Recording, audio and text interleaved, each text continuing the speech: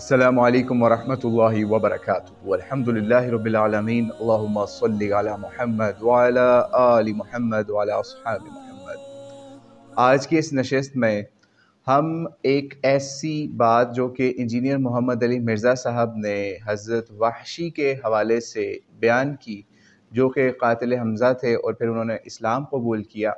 तो पहले उनकी ज़रा बात मुलाहिज़ा कर लीजिए, फिर हम आपको बताएंगे कि ये इसमें क्या मसला है।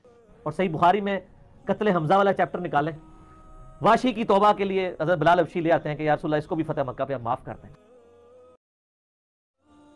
जी, तो आपने मुलाहिज़ा कर लिया कि इंजीनियर साहब ने दावा किया कि बुखारी के अंदर ये बात है कि इस तरीके से हज़रत बिलाल हबशी रज़ियल्लाहु तआला अन्हो हज़रत वहशी को इस्लाम कबूल करने के लिए उन्होंने उनको कायल किया और उनको लेके आए नबी अलैहिस्सलाम की खिदमत में।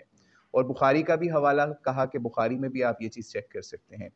तो अक्सर इनकी ऐसी चीज़ें जो कि ये इल्म हदीस के बारे में या हदीस से मुतल्लिक़ किताबों के बारे में इनकी बहुत ज़्यादा इस तरह की गैर इल्मी चीज़ें सामने आती हैं। तो हमने ये भी चीज़ जब चेक की और कुछ भाई ने भी हमारी एक तवज्जो दिलाई इसकी तरफ, तो हमने देखा कि 4072 नंबर सही बुखारी की रवायत है, वो भी आपकी स्क्रीन पर लगा देते हैं। और डिस्क्रिप्शन यूट्यूब की उसमें भी आप हदीस मुलाहिज़ा कर लीजिएगा सही बुखारी की। सही बुखारी की हदीस के अंदर कहीं ये ज़िक्र नहीं मिलता, ना कि पूरी बुखारी के अंदर आपको ये ज़िक्र कहीं नहीं मिलेगा कि हज़रत वहशी को इस्लाम कबूल करने के अंदर हज़रत बिलाल ने कायल किया हो। उसके अंदर वाक़या इस तरह बताया जाता है कि जब फ़तह मक्का हो गया तो वहशी मक्का छोड़ के ताइफ़ मुक़ीम हो गया। जब ताइफ़ के लोगों ने भी इस्लाम कबूल करना चाहा तो उन्होंने वफ़द नबी अलैहिस्सलाम के पास भेजे और उन्हीं लोगों ने वहशी को भी कहा कि भाई अंबिया किसी पर ज़्यादती नहीं करते, तो तुम भी इस्लाम की तरफ आ जाओ। यानी इस तरह का वाक़या लिखा है मुहद्दिसीन ने या इमाम बुखारी रहमतुल्लाह अलैह ने।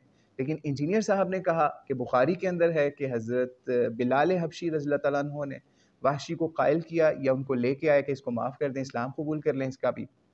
तो ऐसी कोई बात सही बुखारी के अंदर नहीं मिलती।